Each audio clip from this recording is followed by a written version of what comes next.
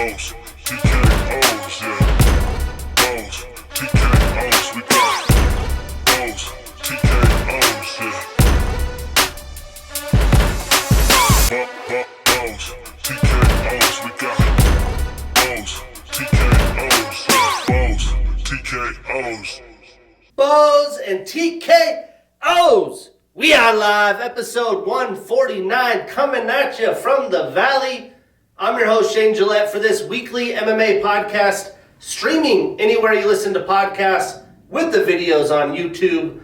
And we have one hell of a show. I am back from the Philippines.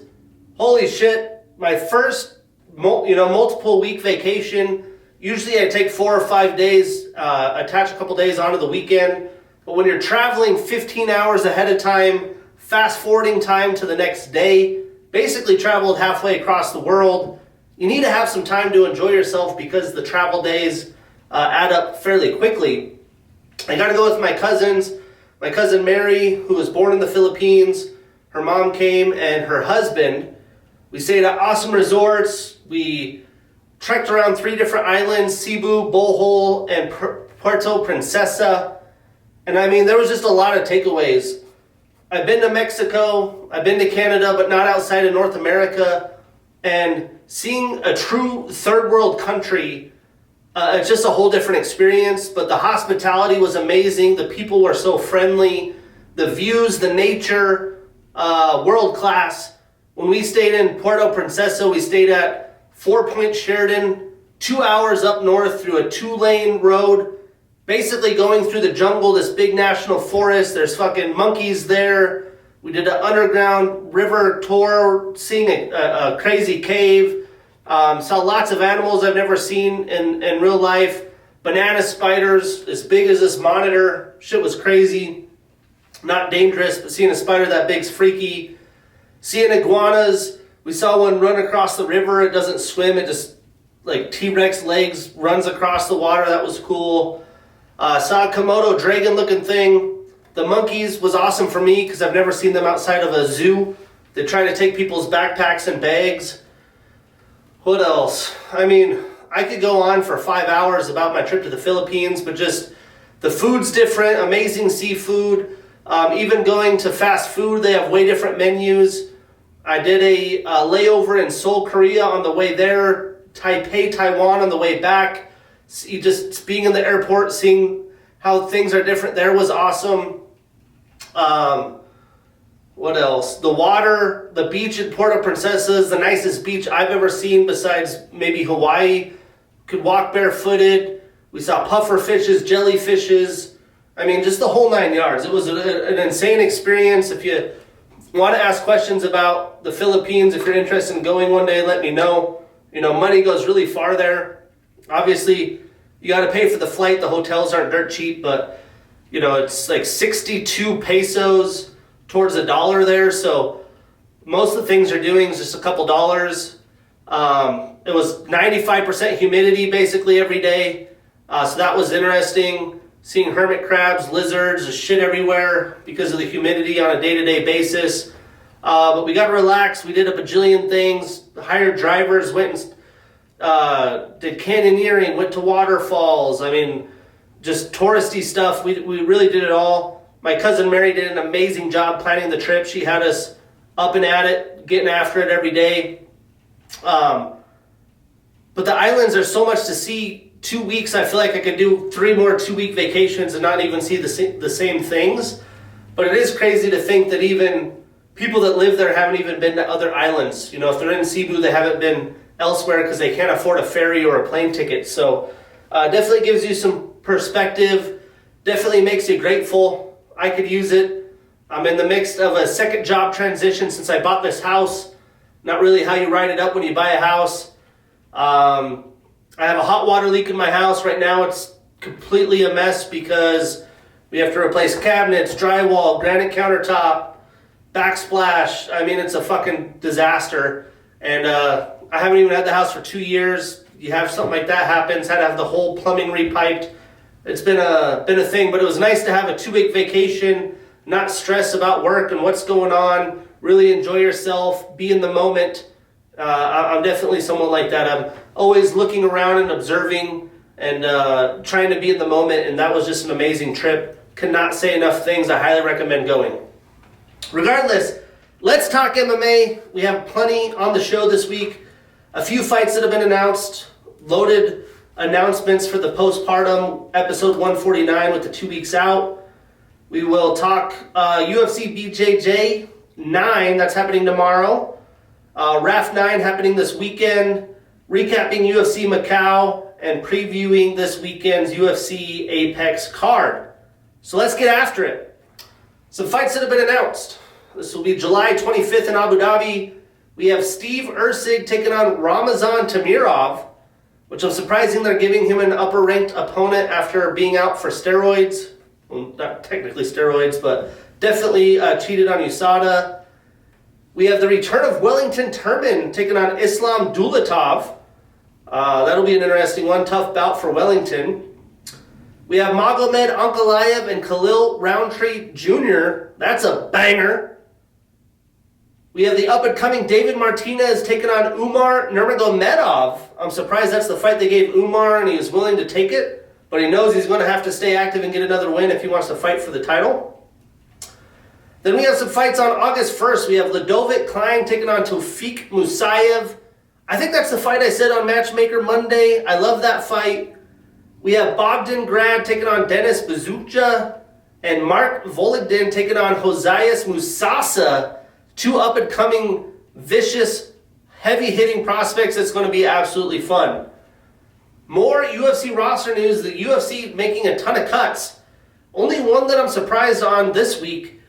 Daniel Marcos coming off a victory, getting released. They did not renew him. I think he has one loss in the UFC. Automatically signs with the PFL. Both in the bantamweight division, I'm pretty sure. But Daniel Marcos, wish he would have stayed with the UFC. He deserved it. And the guy from France, I talked about in the last episode. I'm blanking on his name. The two guys I think that are UFC quality. We have Vince Morales. He's had 2 stints with the UFC, so I'm not too surprised. Lando Venata, Jamie Malarkey, Jesus Aguilar after pulling out. They just cut him. Austin Lane, Myra Bueno Silva, Brad Riddell, who hasn't fought in forever, basically was retired anyways. And maybe a little bit of surprise of Nathan Fletcher off the UFC roster. And then we also have Andreas Gustafsson is no longer part of the UFC roster due to ongoing heart problems. But he seemed like a formidable opponent and had a good start in the UFC. So we have UFC BJJ 9 on Thursday, 5 p.m. Pacific on YouTube. It's a solid card. You know, I've been talking about it here and there. I really tried to get into it the first few weeks. But for me, when we have the best talent that UFC BJJ could put out there, just doing ankle locks and leg entanglements the whole fight, that's not what I want to see. But this card's worth tuning into, worth breaking down. We have Mason Fowler taking on Devontae Johnson. That's fantastic. Gilbert Burns already in the saddle taking on Orlando Montero. They had quite the face-off today. Nick Rodriguez taking on Hal Nicolite.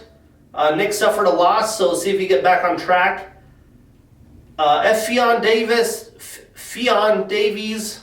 Is it Fionn Davies taking on Amanda Bruce. Bellamere, Frank Mir's daughter, taking on Nichelle Johnson. And Felipe Pimentel taking on Achilles Roca. So yeah, Gilbert Burns, Mason Fowler for the belt, Nicky Rod, Fionn Davies, Bellamere. It's a good card. Speaking of good cards, we have RAF 9. RAF's been making moves. They just announced their first international card, I think, is RAF 11 going to Georgia for Merab Dvalishvili. But RAF 9 was great. We had Gable Stevenson with a tech fall 10-0 victory over Alexander Romanov. Alexander's a big boy, man, and Gable did work. Had his famed backflip celebration. No surprise that he dominated there. I need to watch this back. I don't know how to watch RAF. You have to have a subscription. But Colby Covington with a 5-4 victory over Chris Weidman. I'm surprised Chris still able to compete at a high level. He's been on the shelf for quite some time. Colby solid, but Chris damn near had him. We had Kyle Snyder with a tech fall 10-0 over GV Marcheshvili. Kyle Snyder, amazing Olympian and past college athlete. Two vets going at it. Merab Dvalishvili with a tech fall 12-1 over Frankie Edgar. Not too surprised there. Merab's been dominant in RAF. It'll be interesting to see if he can continue that. His nose looks all messed up. I have no idea when he's going to return. And it seems like he's just not going to fix his nose. I don't know. We had Real Woods with a pinfall at the 2-minute 11-second mark over Ibrahim Ilyasov. Parker Kekaisen 8-5 over Georgios Kujamutsidis. Jason Nolf 10-5 over Christopher Minto. Kekaisen and Nolf, very big college careers. We had Zane Rutherford 8-0 over Antrell Taylor. And Arman Sarukian with a tech fall 16-5 over Muggsy, a.k.a. Keelan Himison. Arman's fighting basically every RAF. Why they're booking him against Muggsy blows my mind, but hey, he put up some points. I'm sure Arman did it for show. But we had early morning UFC Macau action. I went 7-2-1 on my picks, staying in the hot streak. That puts me at 908 wins, 443 losses, 14 no contests and draws. And on the year, 128 wins, 53 losses, 2 no contests and draws. To recap this card, the prelims were full of action, lots of finishes. The Chinese fighters didn't have much luck. The arena was fired up, though, and it provided a great atmosphere. The main card was much of the same, but there was definitely lopsided matchups. Figgy really didn't do shit in the main event, as I pretty much expected. So I will recap this a 5 out of 10. I think I previewed it a 5 out of 10 as well. Some fights we did not break down. We had Jacqueline Amarim with a round 1 submission via armbar over Loma Lukbunmi. We had Rodrigo Vera with a round 1 TKO over Zhu Kangji. Jose Souza with a split decision victory over Ding Meng. This is a very fun back and forth competitive striking fight, very close fight. Luis Felipe Diaz with a round 1 TKO over Yisak Lee. Doing my best on these names. I don't know some of these guys. Road to the UFC. And Rob Zhu got a dominant win in the quarterfinals of Road to the UFC as well. But in the prelims, we had Ray Tsuruya with a round 1 submission via face crank over Luis Uruli. Tough break for Luis after probably his best UFC performance. Looked like he might be a formidable opponent to the very young Ray, but this was complete domination. I thought Luis would look better after his performance 2 weeks ago. But Ray, he's almost 24. He's still 23. Pretty much came right at Luis and never let him get going. Luis said his game plan 2 weeks ago in his last fight against Daniel Perez was to come forward and make sure that he had Perez on his back foot because he doesn't fight as well coming forward. And he stood no chance in trying to do that in this fight. Ray was throwing shots, looking for takedowns. Very nice transition to get his back, but it was way too easy to get his back. Didn't even get the arm under the neck, just basically pinned his chin on his shoulder and smashed his face. Did enough to get the tap. Watch out for Ray Tsuruya, very young stud, dominant performance here. Statistically, obviously didn't take much. Ray landed 20 total strikes, 17 of them significant. He had 1 takedown in 3 attempts, a submission attempt, and 2 minutes and 17 seconds of control time. Luis only landed 1 total and significant strike. So Ray starts a new winning streak. He's 3-1 in the UFC. Luis starts a new losing streak. He is 2-4 in the UFC. So what's next? I think Luis and Adrian Luna Martinetti would be fun. And for Ray, a fight against Rafael Estevam is in store. Again, he's barely 24. I don't think we need to launch him up the ladder board here. Moving on, another fight I got wrong. Coddy Haddon with a round 1 TKO over Aoriqileng. And this fight was complete domination as well. Aoriqileng started leveraging his length, was definitely looking bouncy and fast with his boxing to begin. And I think that turned Coddy quickly into a grappler. But when Aoriqileng did throw, he had some success. But Coddy even admitted after the fight he was nervous fighting Aoriqileng. He said he had dreams of being knocked out, and that Aoriqileng turned him into a grappler in this fight. But hey, that clearly worked. Coddy controlled most of the fight in the first round on top. He had some good shots from top, but in round 2 landed nasty knees in the clinch with Aoriqileng up against the cage. Seemed like he hit his liver, kind of shut him down, and Coddy put the finishing touch with some ground and pound to get the victory. But at this point, impressive win for Coddy. Big win in enemy territory. For Aoriqileng, this is definitely a tough loss in the middle of his prime. At this point, he's going to be fighting young stud prospects like Coddy in a very deep bantamweight division. You know, Aoriqileng's only had 1 win since 2023, although he hasn't been super active. And statistically, Aoriqileng only landed 12 total strikes, 6 of them significant with a submission attempt. And Coddy landed 84 total strikes, 57 of them significant. He was 2 for 6 in takedowns, so Aoriqileng tried to hang in there.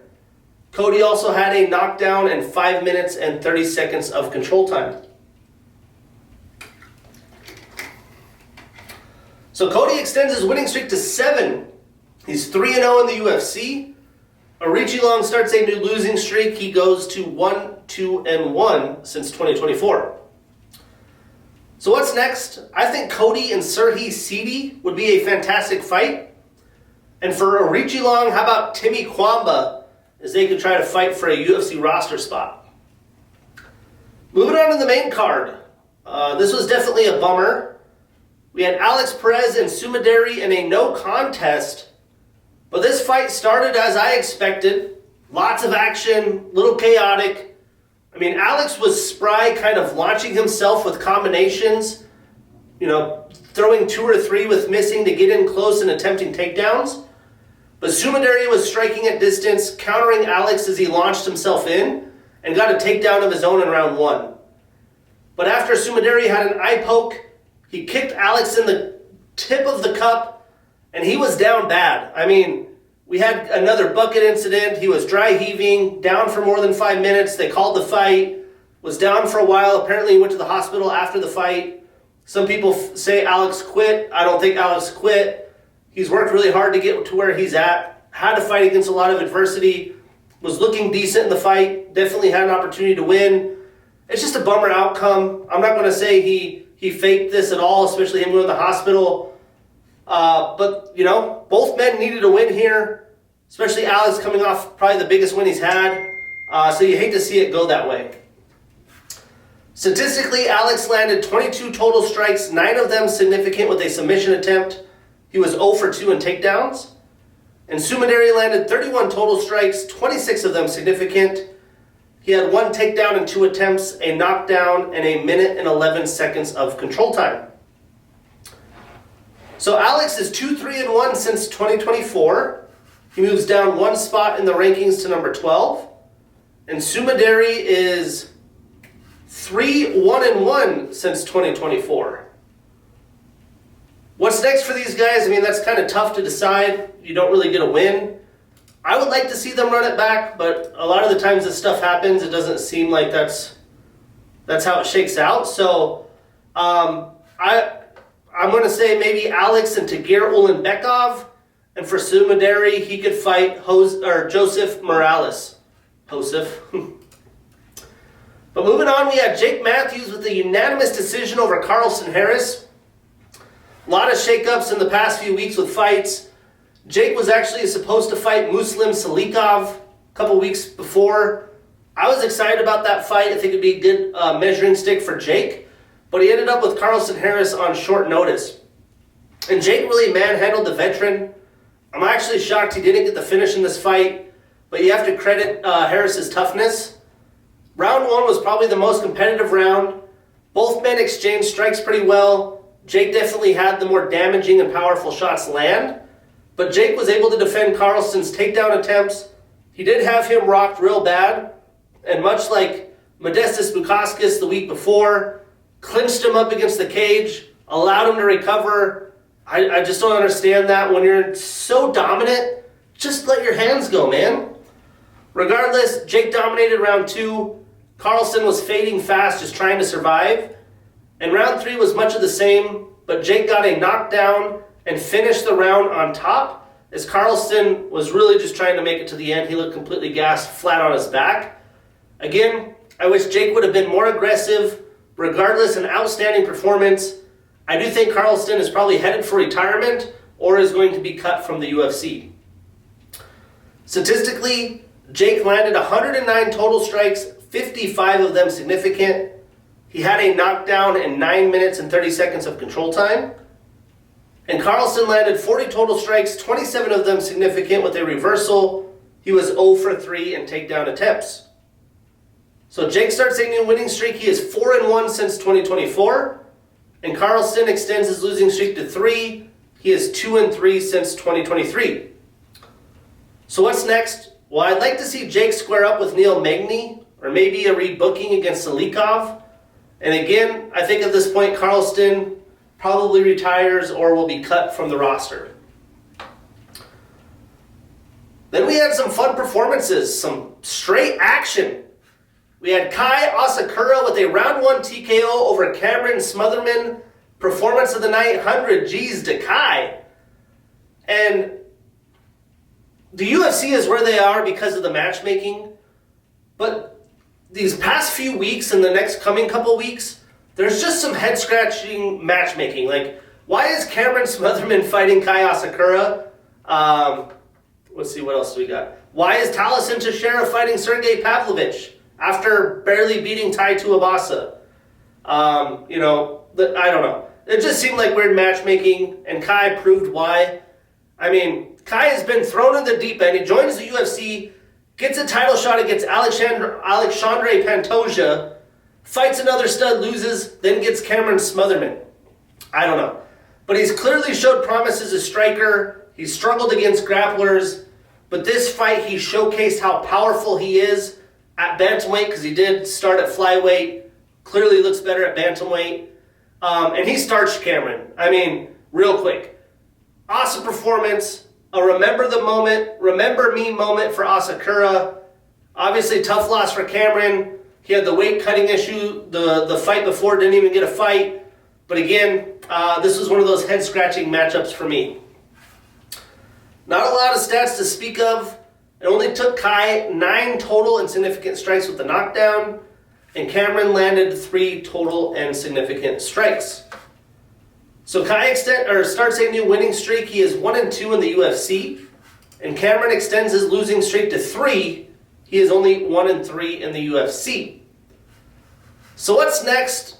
I mean, Kai, I would just like to see him against not a full grappler. He's, clearly needs to improve there. I think the best options are Muin Gafurov or Chris Gutierrez. And for Cameron, how about a fight against Long Xiao? Then in the heavyweights, Sergei motherfucking Pavlovich, round 1 knockout over Tallison Teixeira. I had no doubt in my mind. Again, why... After the Tai Tuivasa matchup, what in the hell makes you think we should put him against Sergei Pavlovich? I'm surprised Sergei even took the fight. He deserves to fight higher. It's a whole can of worms. I digress. But, Tallison is only 26. He's still very raw. He's going to have potential. I just don't think he needs to be fighting Sergei Pavlovich right now.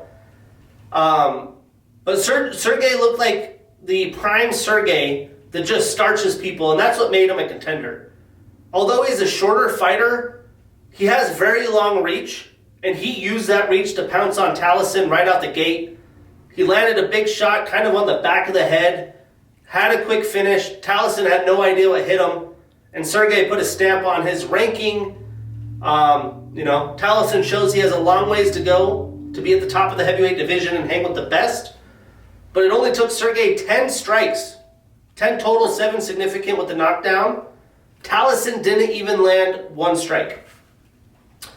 Domination. But Sergei extends that winning streak to 3. He is 3-1 since 2024. He does stay at number 3.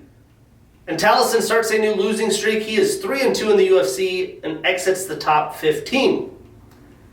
So what's next? Well, I think Sergei deserves to fight in the top of the division. Really, who's the best available? At this point, it would be a rematch against Alexander Volkov, unless Josh Hokett has an impressive win next weekend at the White House. Let's book Sergei and Josh Hokett. Oh, could you imagine if Josh Hokett knocks out Derek Lewis at the White House and then has to fight Sergei Pavlovich? I hope Derek highlights him, but if Derek can't get it done, Sergei Pavlovich is going to one-shot this guy. Regardless, for Tallison, how about a fight against Brando Perez?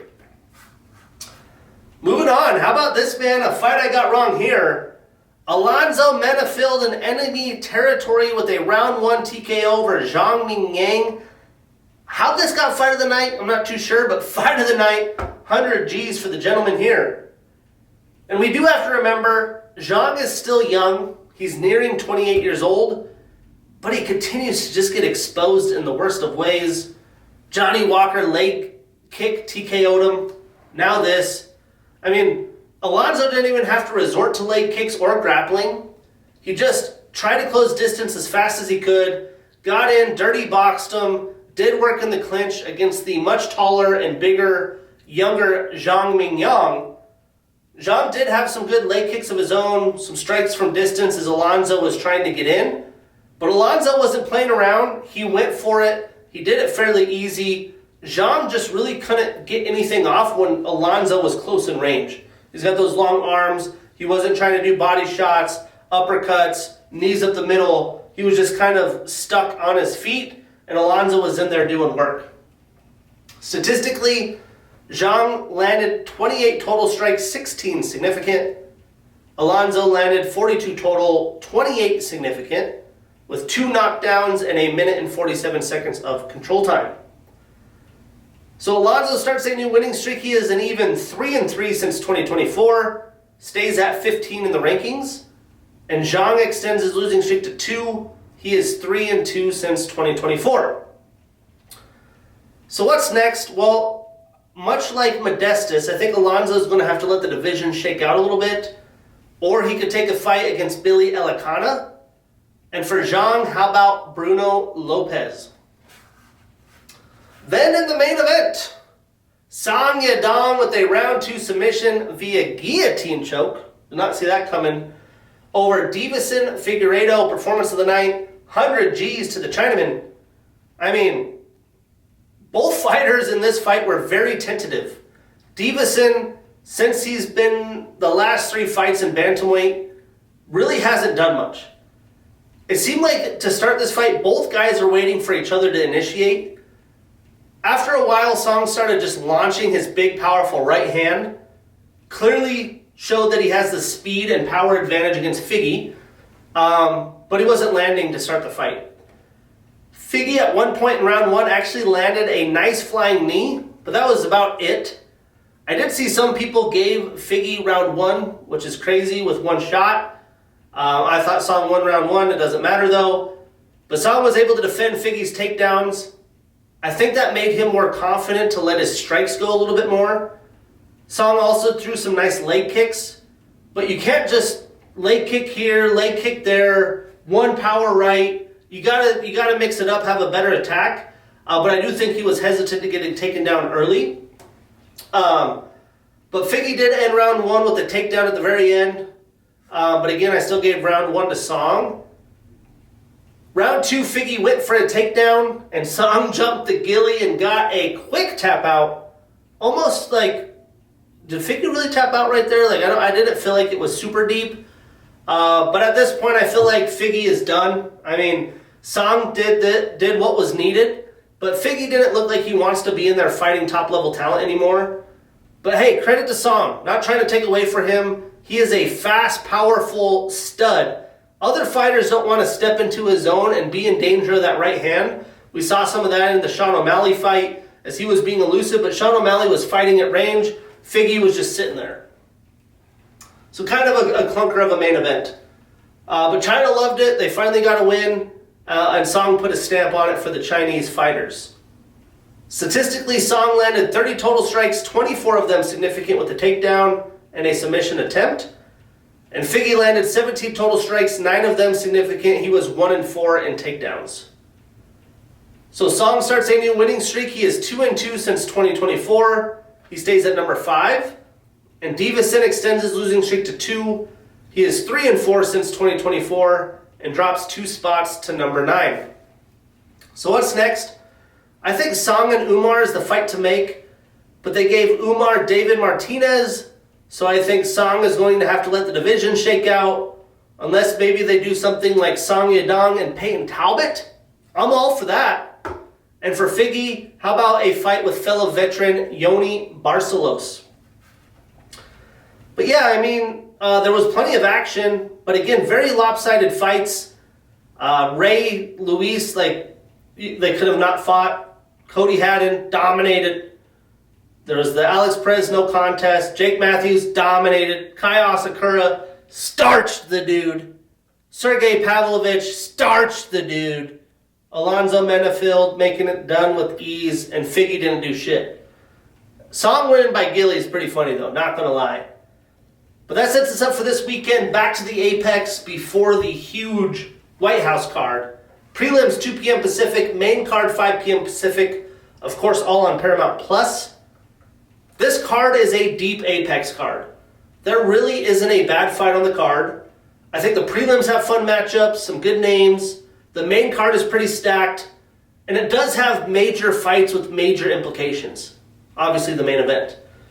There is some random bookings like Macau, where big names are fighting random newcomers, like Bryce Mitchell and Marcus McGee. But I am going to preview this a 6 out of 10. There are some good fights we will not break down. We get a rematch. Ketlin Souza and Ariana Carnelossi. Contender Series alums squaring off. Yisla Chavez and Eunice Dubin. We have Marcus McGee taking on Fury FC alum John Yanis. Why is Marcus McGee fighting John Yanis? I know he was supposed to fight Jacob Wicklocks, even that. Post-Pewter Yan, this is what we give him. I don't get it. And then Bryce Mitchell's taking on a 21-year-old. Tough Enough alum Santiago Luna. He looks good, but again, I'm not too sure. Is the UFC trying to get these guys out? Is that what they want? Hey, we need Mitchell out, we need McGee out. But McGee's had plenty of good stuff. Mitchell's got a following. I don't know, man. Weird shit, though. But let's kick this off in the prelims. We will be breaking down 4 prelim fights. We have Jordan the Monkey King Leavitt, 30 years old with a 13-3 record, taking on Joanderson Tubarão Brito, 31 years old with an 18-5-1 record. Let me pull up the odds for this weekend, see if I got any dogs. Fuck, dude, it's getting hot. I was just in the Philippines. It was 90 and 95% humidity today, but it's hot out here. Let's see real quick. Do I got any dogs in the fights? Any dogs? Oh my God. Alessandro Costa's a fucking minus 650 or higher favorite. Is crazy. I have no dogs. That's fun. Anyways, I think this is a fun fight. We get 2 men. They're young in their primes, 30 and 31. They got to start making waves in the featherweight division. And a win here does a lot for them. I mean, Joanderson has already dipped into some of the better competition at 145. He's definitely had some up and down results. But Jordan is fighting at his best right now. It seems like he's gaining confidence since he's moved up. But Brito is a hard-hitting, well-rounded fighter. Both men do have good grappling in BJJ, but I think Brito has better striking and more power. But this one is going to be a doozy. Breaking it down, Jordan has a southpaw stance. He trains out of Factory X. He has a purple belt in BJJ. He's a Tough Enough LFA and Contender Series alum. He's on a 2-fight winning streak and is 3-1 since 2023. 7 of his 13 wins are via submission. 2 of his 3 losses are also via submission. So to submit or be submitted.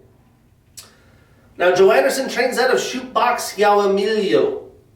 He's a Future FC LFA and Contender Series alum. He's on a 1-fight winning streak, 2-2 since 2024. 8 of his 18 wins are via submission, 7 via knockout, so 15 of his 18 wins via finish.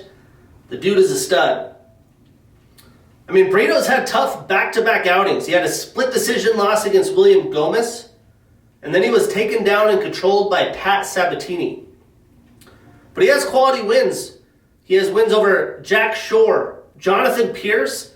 He even beat Diego Lopez in his first Contender Series bout and knocked out Chepe Mariscal in round 1 in the LFA. I mean, if you're an OG MMA fan, I mean, Jack Shore looked good. Jonathan Pierce is a tough grappler. Diego Lopez is who he is now. I don't think he was at that level then, obviously. And Chepe is a violent fighter. I do think Brito should be the best version of himself today. I don't expect Jordan to be able to take him down and control him like Sabatini did, although he does have good grappling, especially since he's moved down. Or moved up, I should say. But Jordan has solid grappling, looked amazing, moved down, in his return to featherweight. But this is a tall task for him. I mean, Brito is going to be aggressive right out the gate. He's going to come right at Jordan. But if Jordan can get this fight deep, like second half of round 2 into round 3, I think the pendulum will swing his way. But it'll be very interesting to see as Brito tends to go 0 to 100 and tire himself out. And if I'm Brito and who I fought, I'm like, dude, I'm finishing this dude. I'm going to go after it. No offense to Jordan Leavitt.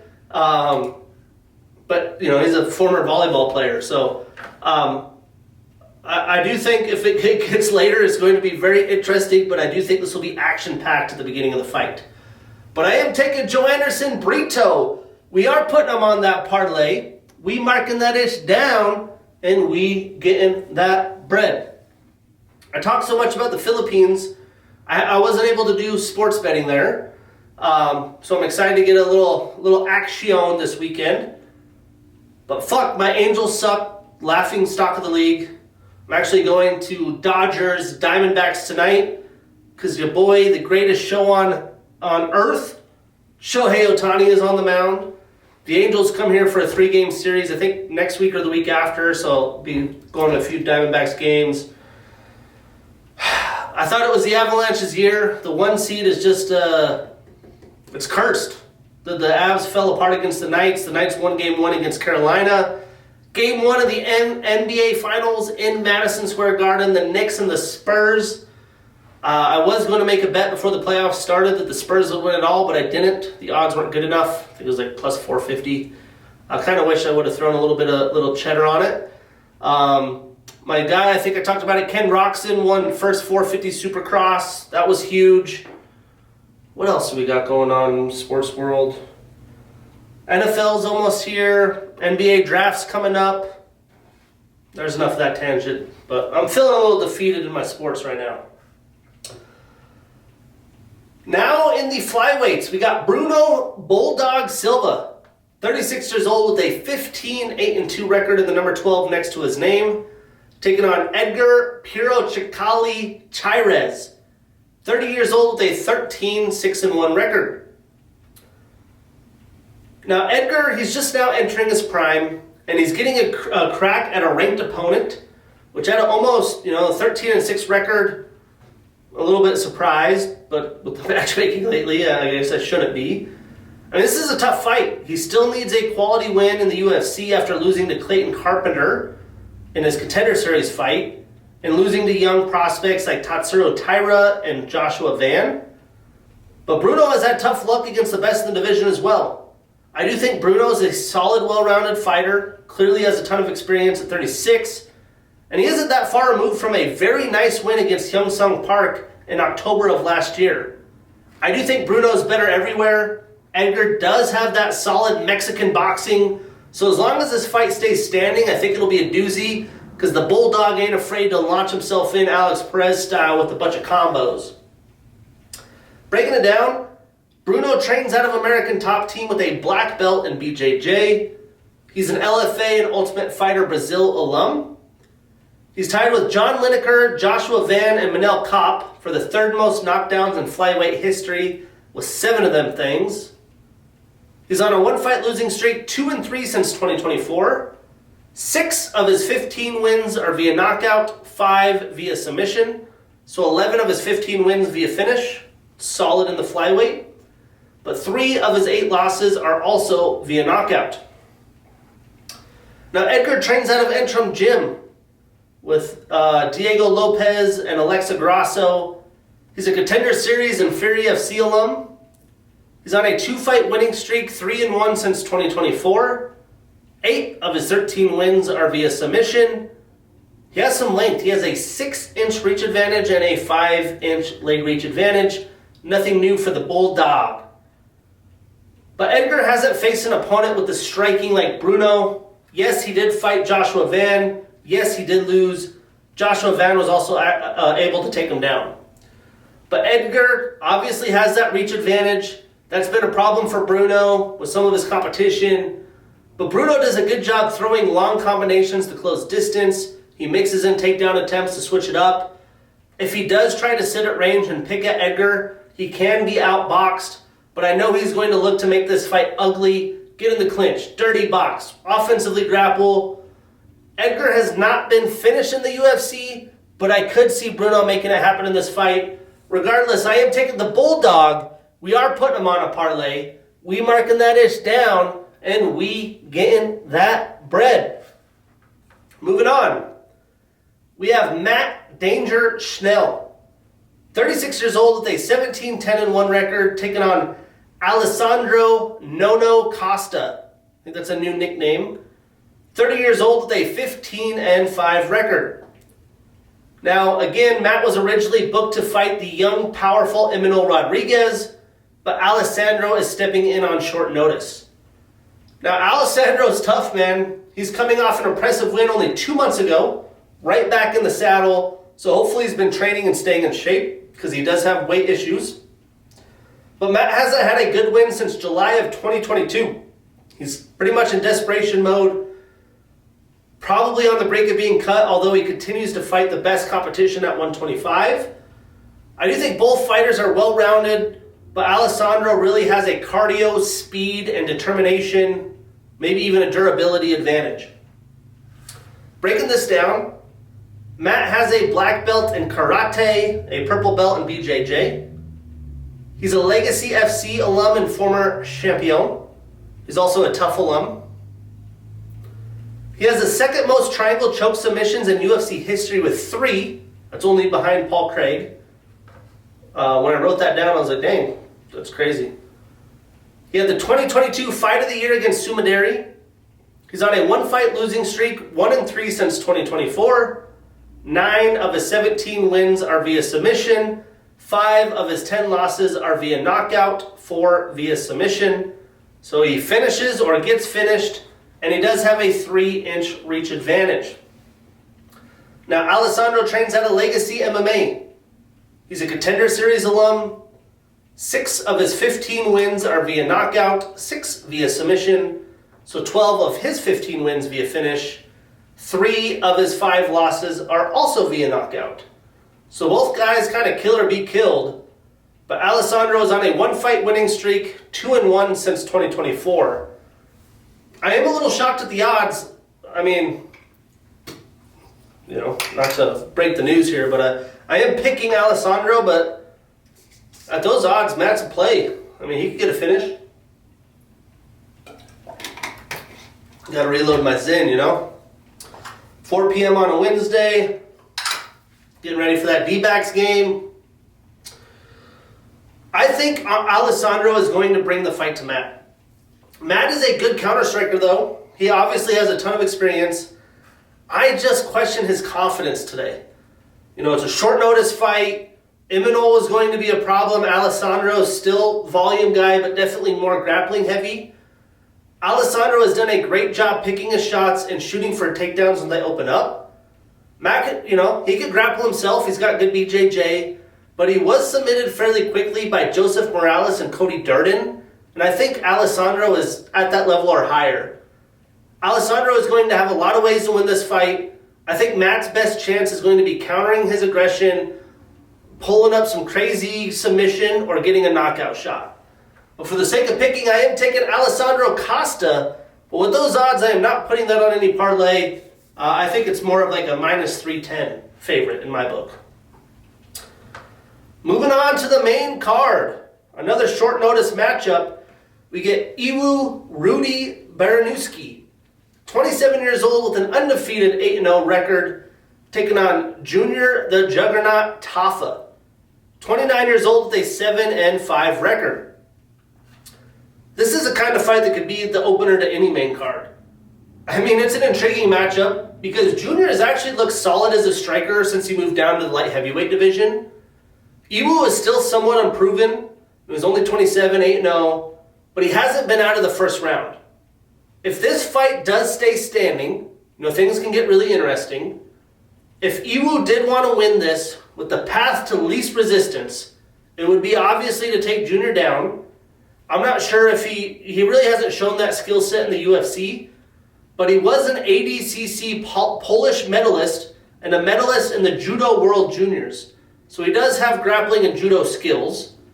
Most likely this is going to be a one-round clang and bang showdown. But watch out, Junior, he could shock the world. Breaking this down, Iwu has an orthodox stance.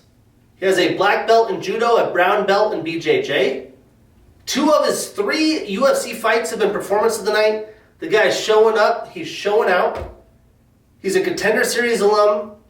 He's undefeated on an 8-fight winning streak, 3-0 in the UFC, and 6 of his 8 wins are via knockout. Now, Junior has a boxing and Muay Thai style. He's a Brave and Risen alum. He's on a 1-fight winning streak, 2-4 since 2024. All 7 of his wins are via knockout. 3 of his 5 losses are via submission. Now, Junior has some very quick and powerful hands. So although Iwu is a deadly striker, if he gets overzealous or doesn't move his head, Junior can get the finish as well. I mean, Iwu does a better job not just headhunting and mixing in his combinations, and he can get his hands on Junior, maybe judo toss him or take him down and wear him out. I mean, this is a 50-50 fight, so I'm just going to pick it. I'm going to take Iwu, but I am not putting this on a parlay. I think Junior's live in a round 1 fight. And if it goes in a round 2, I would bet it goes just 1 round.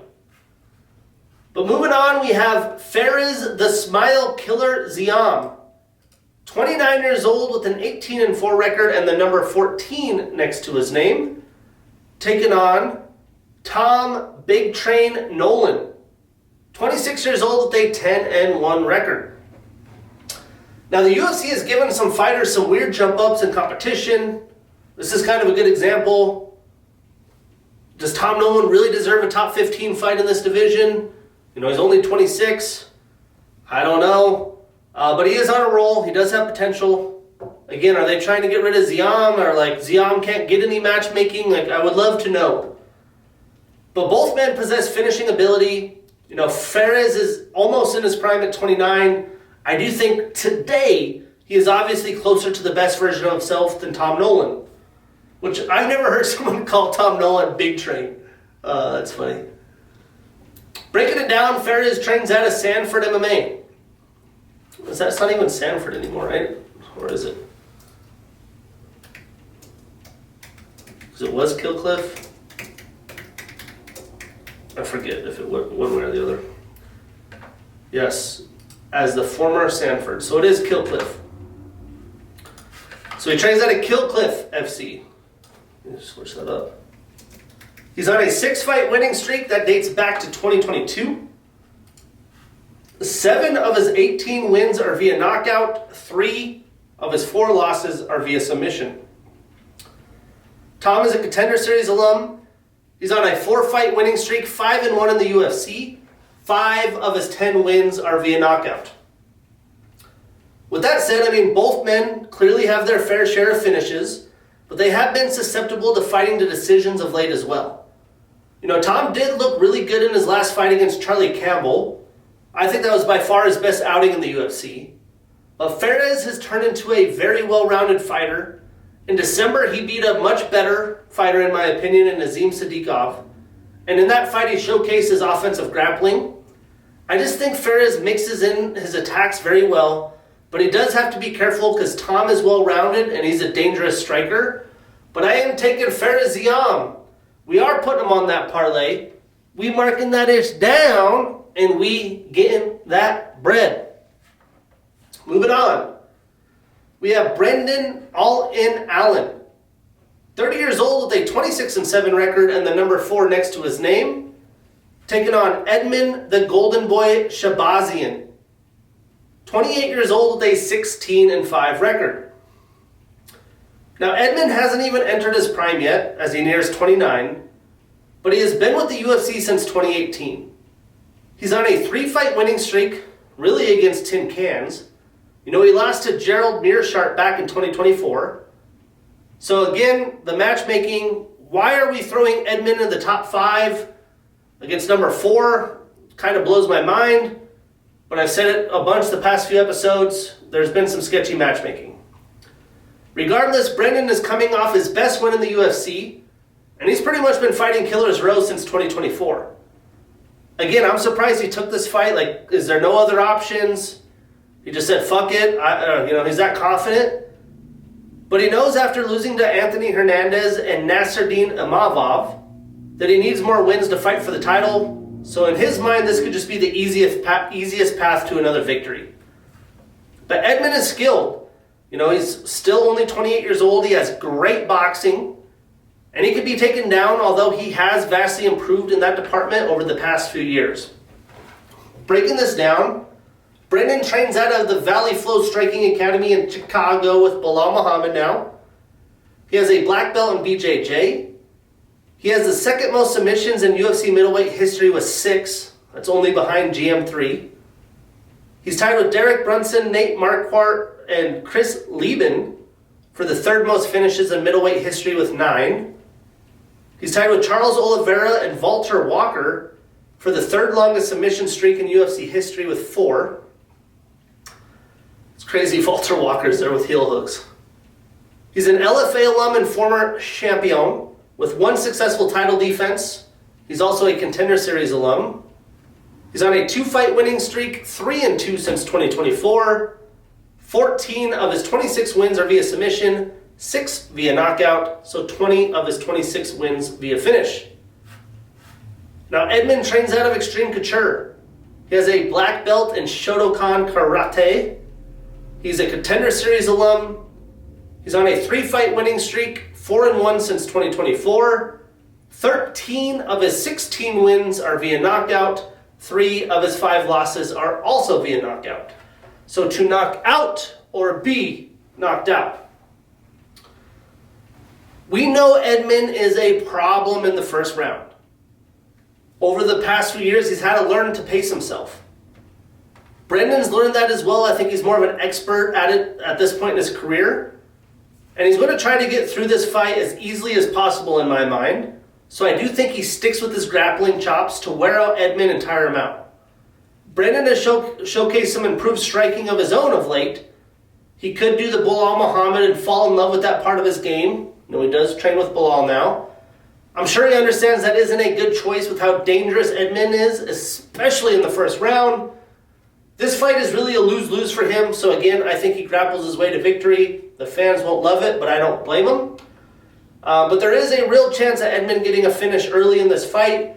But I am taking Brendan Allen. I am avoiding this in any parlay. Moving on to the main event. We have Bilal, remember the name Muhammad. 37 years old with a 24-5-1 record and the number 5 next to his name. Taking on Gabriel Maratinia Bonfim. 28 years old with a 19-1 record and the number 11 next to his name. I mean, at 28 years old, I guess you could say Gabriel's still a prospect. So this is really a prospect versus veteran at the highest level. You know, Bilal was recently the welterweight champion only 2 years ago, but he has fallen from grace since.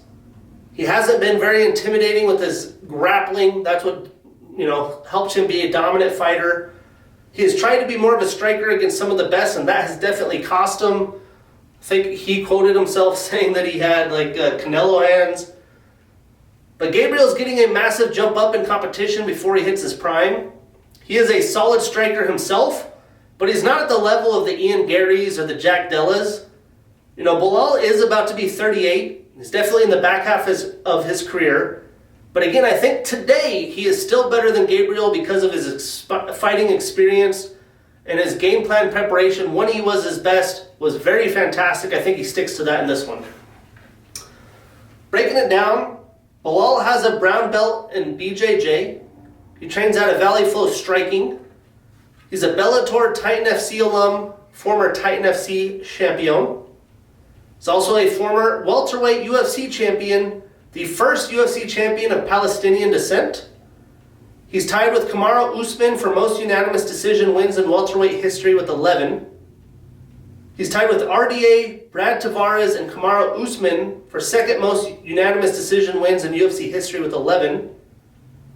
He's tied with GSP for second most decision wins in welterweight history with 12. He's tied with Diego Sanchez, GSP, RDA, and Andrei Arlovsky for third most decision wins in UFC history with 12. He has the third highest takedown defense percentage in welterweight history at 90%. He has the third most significant strikes landed in welterweight history, 1,373. He's on a 2-fight losing streak and is 1-2 since 2024. Gabriel is a Jungle Fight, Future FC, LFA, and Contender Series alum. He's a former LFA champ. 3 of his last 6 fights have been Performance of the Night or Fight of the Night. He's showing up. He's showing out. He's on a 4-fight winning streak, 6-1 since 2023. 13 of his 19 wins are via submission, and his 1 loss is via knockout. Now, Gabriel is a very dangerous fighter early because of his size for the division and his explosiveness and athletic ability. You know, most of his wins are via submission, but a lot of the time he has his opponents rocked or wobbled and then jumps on them, takes their neck for the finish. Gabriel looked like a world beater until he learned a lesson against veteran Nicholas Dalby, where he faded after round 1. He hasn't faced stiff competition since that fight, but he does look better as a striker. He looked good against Randy Brown, who is a long, powerful striker. That was just in November of last year. Gabriel has a chance to find the mark and finish Bilal for sure, but Bilal hasn't been finished since 2016. If Ian Gary, JDM, Gilbert Burns, and Leon can't finish Bilal, I just don't think Bonfim's going to be the one to do it today. If Bonfim was 32 in the middle of his prime, maybe I'd think a little differently. Bilal, again, is probably going to initiate offensive wrestling to test Gabriel, try to wear him out. But since this is a 5-round fight, there's a lot of intrigue here. I mean, Bonfim has hardly seen a 3rd round, let alone shown that he could even preserve energy for 15 minutes, let alone 25 minutes. That is a huge opportunity for Muhammad. I think he game plans around it. For that reason, I'm taking Bilal Muhammad. But again, I'm avoiding this on any parlay possible. But hey, for an Apex card, this is a fun, deep card. Some solid fights. I'm stoked for Jordan Leavitt, Joanderson, Brito. Hope Brito starches them. Bruno Silva, Edgar Chairez is fun. Costa Schnell is fun. I mean, these will be fantastic fights. Tafa, Iwu, Ziam Nolan, Alan Shabazian, and the main event. But hey, that sets us up next Sunday fight, Freedom 250. I can't wait to see how it turns out. It will be weird at the outdoors. I'm praying for no rain, praying for good weather. I'm sure the UFC is looking at it. See what the weather forecast is right now. When I looked a few days ago, it definitely showed rain. So let's see. Washington, D.C.